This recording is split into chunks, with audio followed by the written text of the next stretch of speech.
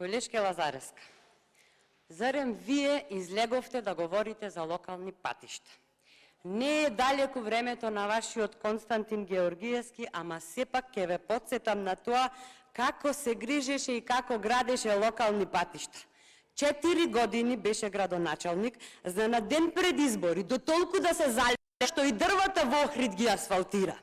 Само што чук на часот за избори, почна да обновува и да дотерува едни исти локации. Денес боеше пешачки премин, кој утре избледнуваше.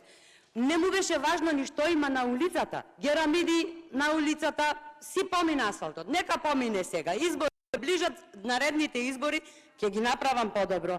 Арно ама, дојдоа други избори и тогаш вашиот Георгиевски охриѓани го испратија на неславната историја на Охрид.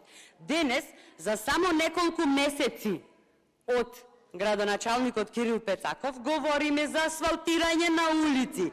На улица Спас Банџов, за 3 краци од улица Даме Груев, за реконструиран булевар, да не ги набројувам и депониите што не можеме да ги дочистиме уште, што ги оставивте, да не ги споменувам плажите во тотален хаос што не ги оставивте и што ќе ни пропадне и ова туристичка сезона.